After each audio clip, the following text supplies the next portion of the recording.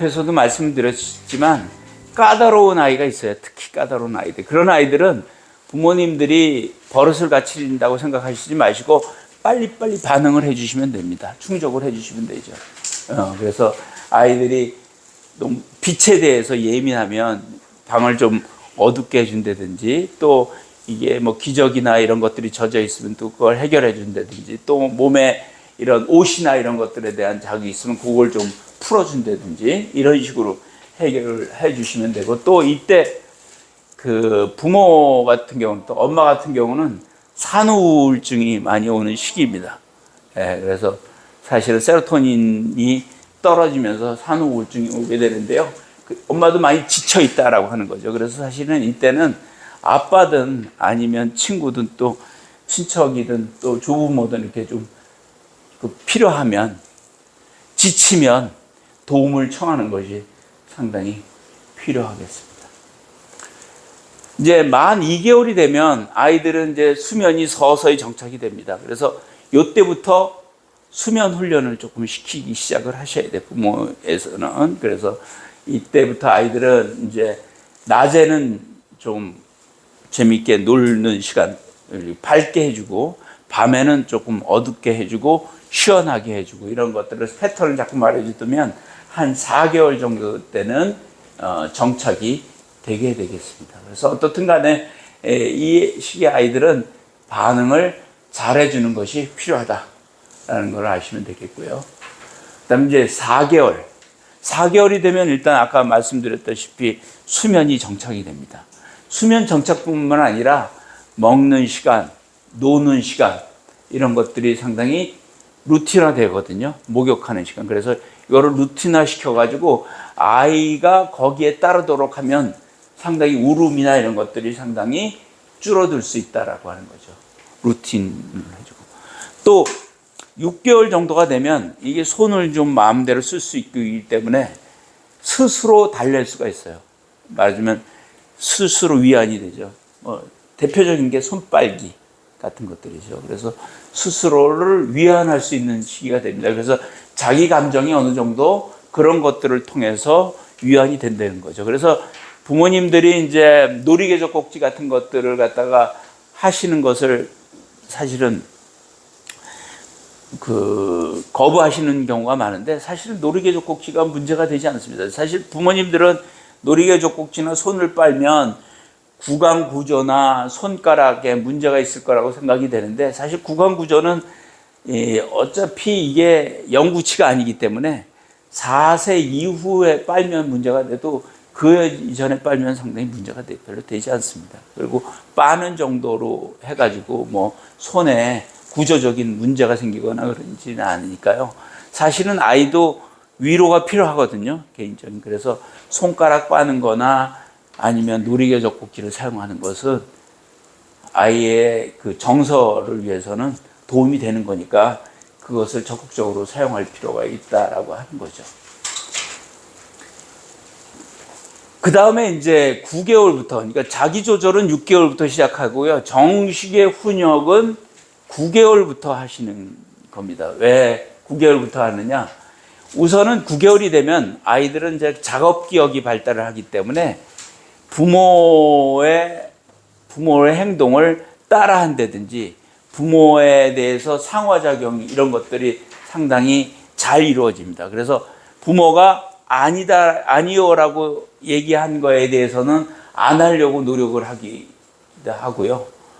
그런 측면에서는 사실은 이때부터 부모님들이 아이가 기대하는 행동, 이런 것들을 이때부터는 해줄 수가 있다라고 하는 거죠. 그래서 해서는 안 되는 행동에 대해서는 그걸 혼내라는 의미가 아니라, 아니 이건 아니야, 고개를 한다든지 표정을 한다든지 말로 한다든지 이렇게 해서 아니를 계속하면 그 아이가 그것을 안 하는 그런 행동을 보일 수가 있는 겁니다. 그래서 훈육은 만 9개월부터 시작을 하면 되겠습니다. 그 다음에 이제 12개월에서 24개월이요. 뇌발달로 보면 이 시기는 소뇌하고 그 다음에 운동을 담당하는 뇌가 많이 발달하고요. 언어를 담당하는 뇌가 발달하는 때입니다. 그래서 이때의 지능이 상당히 영향을 줘요. 10세 지능에 영향을 주는데, 왜냐하면 이때 소근육 운동 발달하고 그 다음에 수용 언어, 알아듣는 언어가 상당히 뇌 발달에 상당히 중요한 의미를 갖고 있는 시기입니다. 그래서 이때는 이제 그런 것들을 위한 작업들을 많이 하는데, 어떻든 간에 그런 말을 알아듣고 또 자기가 말로 표현하고 이런 것들이 이루어지는 거기 때문에 말을 통해서의 이제 훈육이나 이런 것들이 어느 정도 이루어집니다.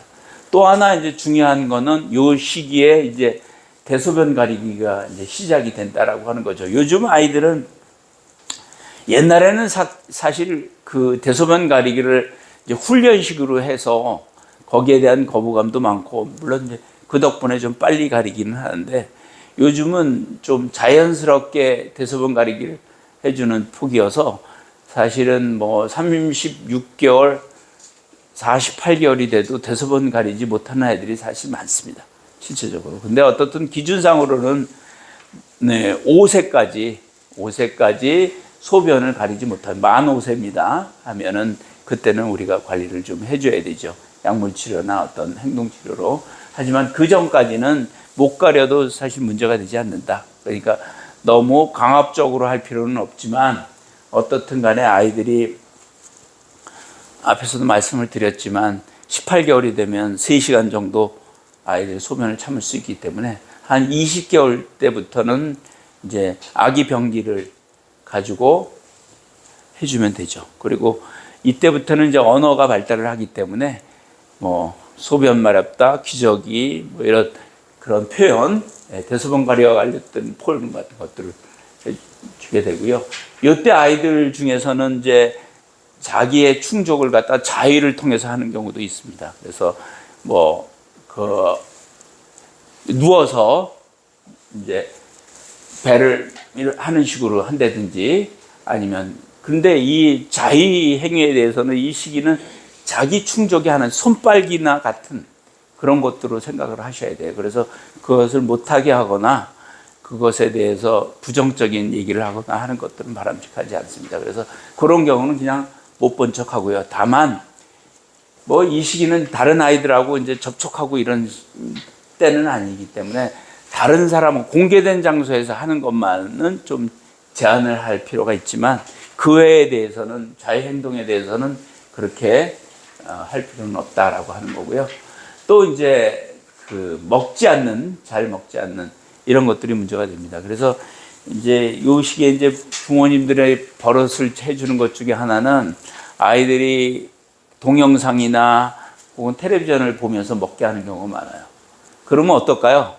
동영상을 보고 텔레비전을 보면서 먹게 되면 맛에 대한 감각이 없습니다. 그렇죠? 맛보다는 딴 거. 그러니까 사실 음식 맛을 모르고요. 사실 아이들이 이제 편식을 안 하게 되는 것은 음식 맛이 이루어져서 그게 이루어지는 거거든요. 그래서 편식이 더 심해지고요. 그리고 아이 안 먹는 그런 것들이 더 많아집니다. 그래서 어떻든 간에 식사할 때는 가족이 같이 서로 바라보면서 같이 부모랑 같이 먹는 것을 습관해야 되고요. 그거 할 때는 텔레비전이나 이런 것들을 보지 않고 해줄 필요가 있다라고 합니다. 그래서 그런 것들이 이제 이 시기에는 필요고요. 또 이때 아이들이 자기 감정에 해가지고 깨물거나 때리는 경우가 있습니다. 그러면 어떨까요? 이 아이들이 만약에 어린이집에 가가지고 친구를 때리거나 그러면 왕따 당합니다. 요즘은. 그러니까 이런 것들은 철저히 막아야 돼요. 그래서 때리거나 핥히거나 그러면 앞에서 말씀드렸지만 표정을 조금 중립적으로 하고 막는 거죠.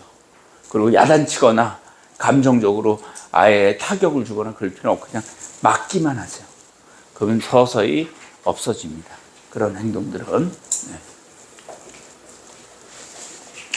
12개월이 된 아이들의 이제 또 하나의 중요한 것은, 이때부터는 아이들이 이제 루틴이 생깁니다. 그래서 루틴을 만들어줘야 되는 거죠. 그래서 놀이하는 시간 이런 것들을 해주고요. 그런 것들을 해주시면 되겠습니다. 만 15개월이 되면 이때부터는 이제 훈육이 중요한 시간이 됩니다. 그래서 이때부터 타임아웃을 쓸 수가 있습니다. 아까 타임아웃을 이제 그 12개월에 24개 했을 때는 어떻게 한다고 그랬어요? 잡고 아이를 보고 이렇게 보면서 이렇게 한 뭐 2분 정도 가만히 있는 거죠. 그러면 아이가 마음이 가라앉거든요. 템퍼 탄트룸이나 이런 것들이 있더라도 그렇게 해서 하고요. 이거는 하면 안 돼야 되는 것을 말로 설명을 해주세요. 물론 알아듣든 알아듣지 않든 간에 일관되게 해줄 필요가 있다라고 하는 겁니다. 그래서 타임아웃을 사용하시면 되겠습니다. 18개월에 이제 문제가 되는 것은 이때부터 이제 부모님들이 되게 어린이집에 보내는 경우가 상당히 많아서 이때 아이들이 분리불안들이 많습니다. 그래서 말하자면 이제 엄마하고 떨어지는 것에 대해서 상당히 두려워하죠. 그렇지만 어떤 직장 엄마 맘 경우에는 뭐 그런 것들이 할 수가 없으니까요. 어떻든 아이들한테 미리 예고를 하고 엄마 나갈 거야 예고를 하고 하셔야 됩니다. 갑자기 없어지거나 아이가 모르는 사이에 없어지는 거는 아이한테 심리적인 충격이 상당히 많습니다. 그래서 어떻든 예고를 하고 나 간다 라고 예고를 하게 되고요. 또 어린이집 같은 거에 안 떨어질 경우에는 단계적으로 해줄 필요가 있다라고 하는 거죠. 예를 들어서 처음에는 어린이집에 가서 아이하고 노는 것까지도 같이 바라봐 주고요. 그 다음 단계 좀 지나면 이제 그 어린이집에서 문 앞에서 빠이빠이 하고 그 다음에 그 어린이집 뭐 버스나 물론 이제 자가로 이제 보낼 수도 있겠지만 어떻든 그러면 이제 유치원 버스가 있다 그러면 어린이집 버스가 있다 그러면 그 버스에서 빠이빠이를 하고 이런 식으로 해서 단계적으로 이렇게 해주시면 대개 이제 그런 문제들이 해결이 될 수가 있겠습니다. 그런 식으로 하고요. 또 아이한테 요거는 허락하고 요거는 허락하지 않은 거를 갖다가 일관성이 있어야 돼요. 엄마하고 아빠가. 그래서 그거는 이제 평소에 아이가 자고 있거나 그랬을 때 서로 상의를 해서 요거는 요렇게 하자. 그래서 규율이 정해져야 되는 시기도 요 시기가 되겠습니다. 그래서 그런 규율을 정할 필요가 있다는 거죠. 또 이제 아이들이 이제 요때 이제 젖병떼기가 이제 문제가 되는 경우가 상당히 많죠. 왜냐면 앞에서도 말씀을 드렸지만 아이들이 6개월에서 12개월 사이에 젖병을 떼야 되는데 젖병을 안 떼는 애들이 의외로 많습니다. 그런 경우에는 일단은 놀이개 젖꼭지를 좀 이용을 하시고요. 많은 욕구를 충족시켜야 되는 거니까. 그 다음에 양을 서서히 단계적으로 줄이는 거죠. 10cc나 2, 3일에 걸쳐서 10cc나 15cc 정도씩 양을 줄여가면서 하고요. 그 다음에 물로 대처하거나 아니면 놀이개 젖꼭지로 해서 단계적으로 해줘야 되고요. 또 요 시기의 아이들은 이제 젖꼭지를 갈아주지 않는 거죠. 젖꼭지를 갈아주지 않으면 어떨까요? 자꾸 넓어져 가지고 이제 도저히 사용할 수 없게 되잖아요. 그러면 그 쓰레기통에 이렇게 버리면서 이제 젖꼭지 없어? 그러면 그때부터 아이들이 그걸 없어졌다고 생각을 하기 때문에 그때부터는 또 버릇이 고쳐지는 경우도 의외로 많습니다. 그래서 그런 식으로 해가지고 버리거나 바꿔주지 않는 방식, 이런 방식들이 상당히 도움이 되고요. 물론 이제 아이들이 상당히 완강히 처음에 거부할 수가 있습니다. 그럴 때는 1, 2주간 시간차를 두고 다시 시도를 하시면 되겠습니다.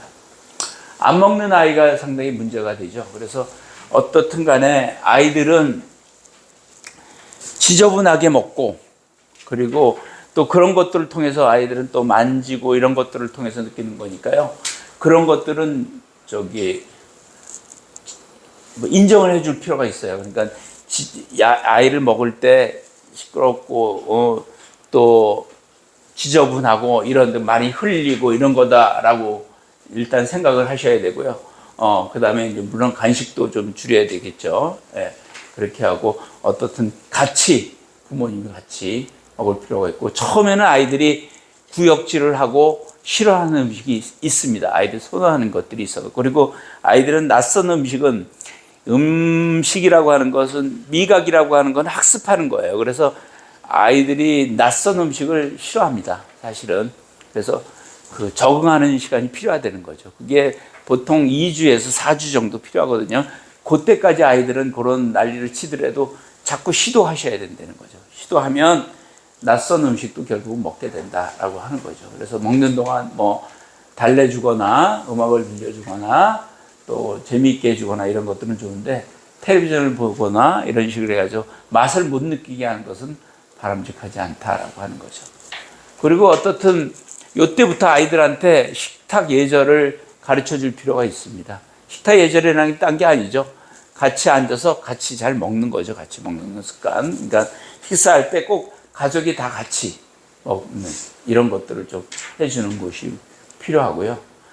또 그 아이 컨디션을 잘 파악을 해야 되겠죠. 그래서 컨디션이 떨어져서 식욕을 잃는 경우가 있기 때문에 자꾸 먹이려고 너무 추구할 필요는 없다라고 하는 거고, 아이들 음식은 따로 만드셔야 됩니다. 그래서 부모가 먹는 것을 이렇게 주기보다는 따로 아이가 좋아하고 잘 먹고 이런 그 질감이나 이런 것들을 갖다가 그 만들어 줘가지고 주셔야 된다라고 하는 거죠. 또 편식하는 아이들도 있잖아요. 채소 같은 것 안 먹고 이런 아이들은 이제 조리하는 거죠.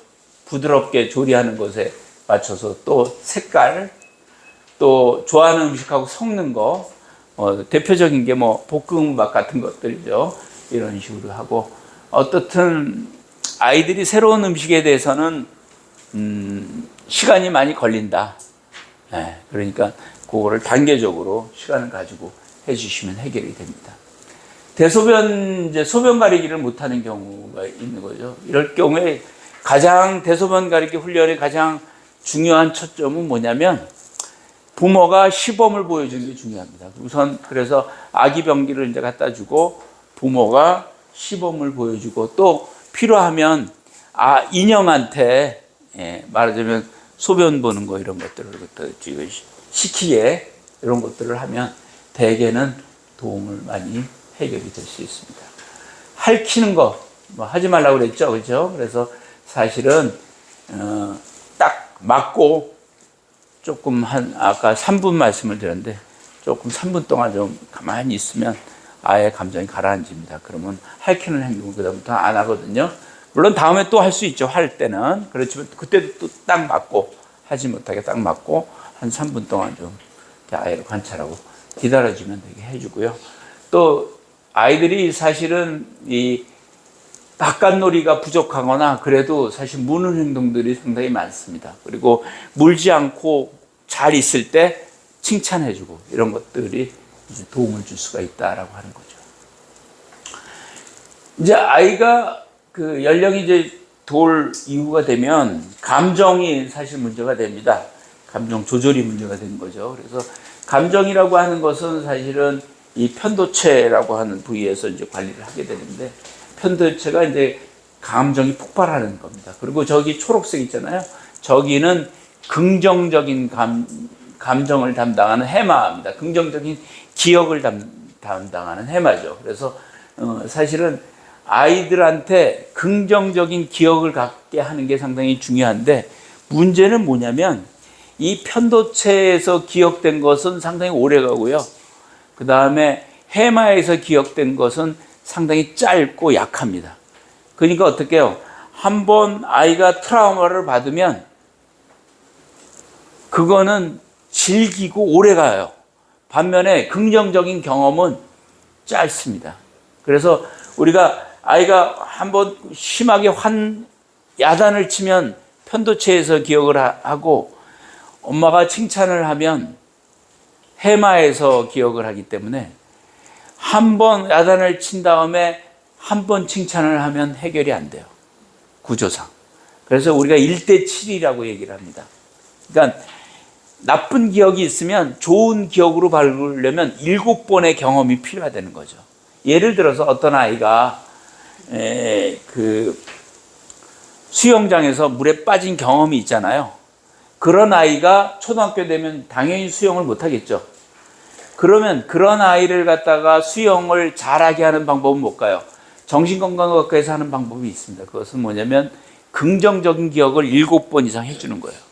그러니까 수영장에서 재미있던 기억이 7번 있으면 그럼 아이는 그때부터는 수영이 가능하다는 거죠. 한 번 벌을 준 다음에 한 번 칭찬하는 걸로 해결되겠다고 생각하면 절대 안 된다라고 하는 거죠. 그래서 7번의 칭찬이 필요하다. 그러면 어떨까요? 아이를 7번 야단을 치면 여러분은 49번을 칭찬을 해줘야 됩니다. 불가능한 일이죠. 그 얘기는 뭐냐면 야단치지 말라는 거예요. 칭찬으로 어떤 것들을 해결해 줘야 된다라고 하는 겁니다. 네. 그래서 어떻든 간에 돌 이후에는 낮잠 관리나 이런 것들을 잘 해주셔야 돼요. 그래서 낮잠은 4시 이후에 재우시면 안 돼요. 돌 이후에는. 그리고 30분에서 길어야 2시간. 그리고 낮잠을 잘 자더라도 낮잠을 자는 장소는 일반적인 소파나 이런 데가 아니라 꼭 침대에서 낮잠을 재우는 그런 습관을 들이시면 상당히 이제 도움을 줄 수가 있다라고 하는 거죠. 떼쓰는 아이가 이제 또 이때는 문제가 되죠. 어떻든 위험하지 않은 거는 들어줘야 되는 거죠. 그렇죠? 들어주고 또 근데 들어줄 수 없는 것들은 어떨까요? 그거는 이제 봐줘야 되겠죠. 그렇죠? 예, 그래서 그냥 그 위험한 물건만 치우고 지켜보는 거죠. 예를 들어서 마트에 가가지고 들어넣어서 때를 쓴다면 어떨까요? 부모님들이 뭐 과자 사주면서 이렇게 일어나 이렇게 하죠. 그렇게 할 필요 없다는 거죠. 멀리 떨어져서 그냥 그냥 바라보고만 있는 거죠. 그러면 아이가 어떨까요? 관심을 떼어서 으르쓰는데 부모가 관심을 보이지도 않고 또 당황해 하지도 않고 그러면 별 효과가 없는 거잖아요. 그래서 그때는 턱턱 털고 일어난다라는 거죠. 그래서 사실은 아이의 떼쓰기는 3가지가 있습니다. 하나는 뭐냐면 생리적인 떼쓰기죠. 불편하고 덥고 예를 들어서 오늘 덥고 배가 고프고 예를 들어서 뭐 레스토랑에 갔다고 생각을 해봅시다. 근데 어떤 아이가 짜증을 부려요. 방이 덥고 그다음에 생리적으로 뭐 배가 고프고 그래서 짜증을 부린다면 어떨까요? 그것은 훈육으로 해결이 되지 않습니다. 그거는 그 온도를 내려주고 그다음에 먹는 거를 주고 해서 뭐 주스라도 먹여가지고 당을 높여주는 수밖에 없는 거죠. 2번째는 자기가 기분이 나빠서 엄마하고 관계가 안 좋아서 그리고 엄마가 적이어서 떼쓰는 경우가 있잖아요. 그런 경우는 어떨까요? 그것도 받아줘야 돼요. 감정적으로. 그래서 나는 네 편이다라고 하는 것을 아이한테 인식을 시켜주기 위해서는 떼쓰는 게 해결이 안 됩니다. 근데 일부러 떼쓰는 아이들도 있죠. 마트에서. 그때마다 장난감을 주니까 그때마다 떼쓰는 경우. 그때는 들어주면 안 되는 거예요. 그래서 이제 그런 것들을 고려를 해서 떼쓰는 것은 해결해 줘야 되는 거고요. 특히 이제 비교하는 거, 친구들하고 비교하는 거, 이렇게 말을 할 때 형제들하고 비교하는 거는 하지 않도록 해줘야 된다라고 하는 거죠. 또 이 시기부터는 아이들이 무서워하는 대상이 생깁니다. 그래서 병원에 가면 우는 아이들도 있고요. 동물만 보면 우는 아이들도 있고 낯선 상황을 무서워하는 아이들도 있고 또 목욕 같은 것들을 싫어하는 아이들도 있는데 그것을 억지로 하시면 안 되죠. 예를 들어서 목욕하는 걸 싫어한다고 그러면 이제 샤워기로 해주시면 어때요? 아이가 그 온도 변화 때문에 아주 뜨거운 경험을 할 수 있고요. 너무 또 차가운 물의 경험을 할 수 있으니까 통목욕을 시키는 게 좋습니다. 아이들은 샤워기로 아이를 목욕시키거나 이렇게 하는 건 바람직하지 않다라고 하는 거죠. 그래서 나쁜 기억을 하지 않게 하는 게 좋죠. 그리고 동물들에 대해서 나쁜 경험이 있었던 아이들을 억지로 동물을 갖다가 자꾸 보여주는 것은 바람직하지 않겠죠. 그렇죠? 그래서 나쁜 기억이 있으면 동물에 대해서 좋은 기억이 있을 때까지는 동물을 안 보여주는 것이 상당히 중요하고요. 병원에 가면 우는 아이들도 있겠죠. 그런 경우는 이제 병원에서 좋았던 기억이 있어야 돼요. 병원에 갔으면 뭐 예를 들어서 뭘 재미있는 일이 있다든지, 병원에 가면 뭐 재미있는 해준다든지, 또 의사 선생님이 뭐 칭찬을 해준다든지, 뭐 이런 좋은 경험이 있으면 그때 해결이 되기 때문에 그런 식으로 좋은 경험으로 바꾸는 것이 필요하고요. 또 밤에 자는 것을 두려워하는 아이들도 있죠. 그런 아이들은 이제 조금 그 수면등 같은 것들을 조금 희미하게 해주고, 그리고 아이들한테 인식을 시켜줘야죠. 이게 무서운 게 없다라고 하는 걸 인식을 시켜주고, 그리고 부모님이 잘 관찰하고 있다라고 하는 것을 인식해주는 것이 필요합니다. 또 공격적인 성격을 보이는 아이들이 있어요. 물론 발달장애 아이들이 공격적인 성격을 보이는 경우는, 그런 경우는 이제 약물 치료로 도움을 주지만, 이제 그렇지 않은 아이들은 그런 게 없는 아이들은 부모가 일관적으로 대하고, 또 감정 표현하는 것을 억압하기보다는 받아주고, 이런 것들 할 때 소리 지르지 마 이렇게 하기보다는 그런 걸 일단은 받고요. 왜 그랬을까? 뭐 때문에 그랬지? 하고서 해주고 달래주고, 이런 식으로 해서 접근을 하시는 것이 상당히 필요합니다. 그래서 다음에 이제 우는 걸로 해결하는 아이들이 있겠죠. 그래서 이런 아이들은 어떻든 간에 의도적으로 우는 것으로 해결하는 아이들이 상당히 있거든요. 그래서 그런 아이들은 조금 안 된다고 얘기를 하고, 조금 그 시야에서 벗어나지 않는 범위에서 멀리, 일종의 타임아웃이죠. 그런 방식을 해주는 것이 필요하다고 할 수가 있겠습니다. 그리고 뭘 원하는지 아는지, 결국 마음을 달래주는 게 중요한 거니까 그런 것들에 대해서 얘기를 들어주는 것으로만으로도 해결이 될 수가 있습니다. 다음에서 이제 25개에서 48개월입니다. 뇌과학적으로는 좌뇌하고 우뇌에 이 뇌략이라는 부분이 있습니다. 이게 이제 수초화라고 해서 성숙이 이루어져요. 그러니까 사실은 좌우뇌 통합이 이루어지는 거죠. 좌우뇌 통합이 이루어진다라고 하는 것은 자기가 생각을 한다라고 하는 거고요. 자기 스스로의 판단이 있다라고 하는 겁니다. 그래서 자기 주관도 있고요. 그 자기 필요에 의해서 거짓말도 하고, 또 필요에 의해서 고집도 피우고, 요러는 식이다라고 생각하시면 되겠습니다. 그리고 또 그런 것들이 생기니까 친구들하고의 관계나 사회성, 이런 것들이 상당히 중요한 시기죠. 그래서 이때부터는 아이들이 친구를 찾고요. 친구와의 관계를 상당히 중요시하는 시기이기도 합니다. 그래서 사회성, 이런 것들이 상당히 문제가 되는 거죠. 그래서 사회성에 초점을 좀 맞출 필요가 있다는 거죠. 그래서 친구도 좀 집에 데려오게 하고, 또 친구들하고 있을 때 거기에서 아주 친구들을 잘 해줘서 잘 지내게끔 해주는 게 필요하고요. 또 이때부터는 친한 친구 한두 명을 꼭 만들어주는 것이 필요합니다. 그런 것들이 이 시기부터는 좀 필요하다라고 하는 거죠. 그래서 이런 여러 가지 문제를 일으킬 수가 있겠습니다.